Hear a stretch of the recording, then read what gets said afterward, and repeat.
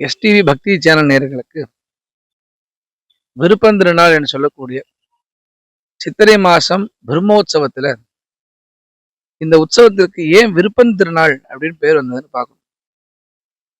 அதாவது கலாபகாலம் என்று ஸ்ரீரங்கத்துல ஒரு காலம் 1371 சரியந்தம் வரைக்கும் நம்பெருமாள் கிட்டத்தட்ட 48 வருஷ காலம் இந்த ஊர்ல இல்லை.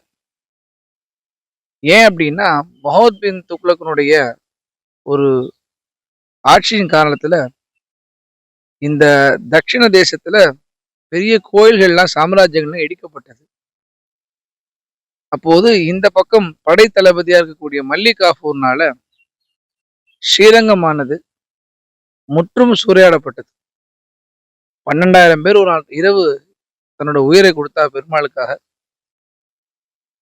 பங்குனி மாசம் பிரம்மோற்சவம் 8ஆம் திருநாள் அன்று இந்த சோகமானது நிகழ்ந்தது.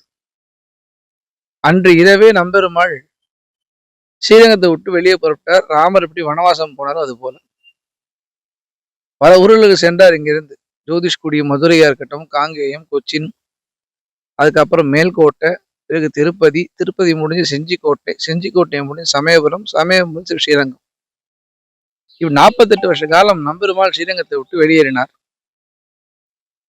வெளியேறி வந்ததும் இங்கு ஒரு பெருமாள் பிரதிஷ்டை பண்ணியிருந்தா இந்த 2 பெருமாளும் இங்கே மண்டபத்தில் எழுந்துள்ள பண்ணப்பட்டு பிறகு வண்ணா நாளே நம்பெருமாள் என்று பெயர் விட்டார். நம்பெருமாள் சரித்திரம்.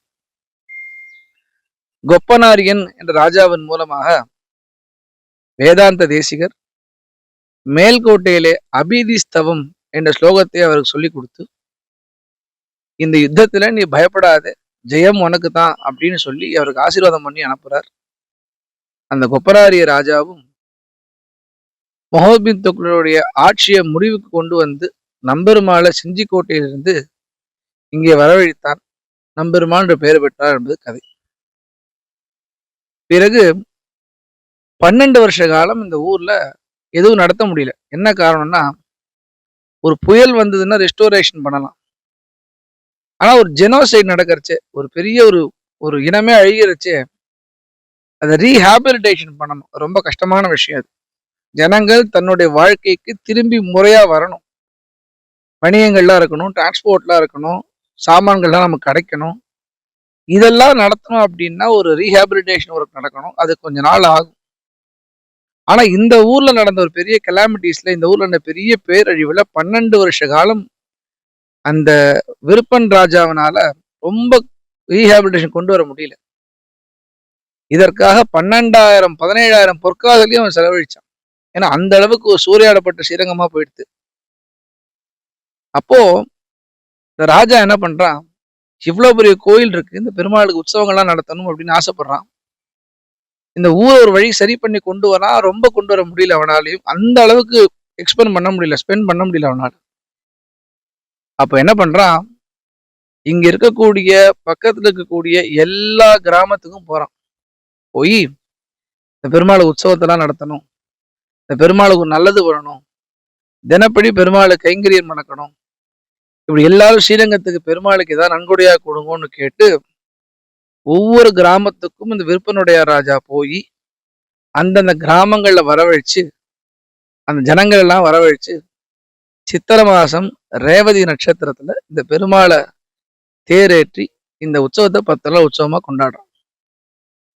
அதாவது ஒரு கோயில் அப்படின்னு இருந்ததுன்னா அங்க இருக்கக்கூடிய நித்தியபடி பூஜைகளா இருக்கட்டும், உற்சவங்களா இருக்கட்டும், நல்லபடியா நடந்தாதான் ராஜ்யங்கள்லாம் நன்னா நடக்கும் அப்படின்றது ஆகவ சாஸ்திரம். எப்போதும் ஒரு கோயில்ல உற்சவமோ ஒரு கம்பரோக்ஷம் நடந்து அப்படின்னு சொன்னா சங்கல்பம் பண்ணிக்கிறச்சு, ராஜராஷ்டிரா அபிவிருத்தி அர்த்தம், யதா ராஜா ததா பிரஜா, ராஜாக்களுடைய சந்தோஷத்துலதான் இந்த நாடு இருக்கு அப்படின்றது நம்மளுடைய தர்மசாஸ்திரம் சொல்றது.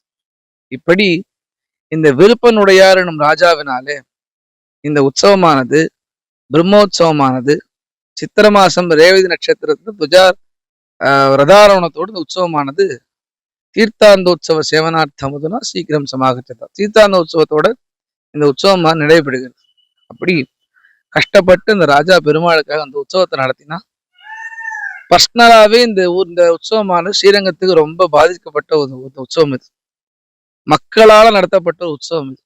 பிரம்மா நடத்தினார்னு சொல்லுவோம். தை மாச பிரம்மோற்சவம் அந்த புனர்வசு நட்சத்திரத்துல ராமர் தேரை எடுத்தான்னு சொல்லுவோம். ராமோற்சவம் நடத்தினோம்னு சொல்லுவோம். பூபதி ராஜான்னு சொல்லுவோம்.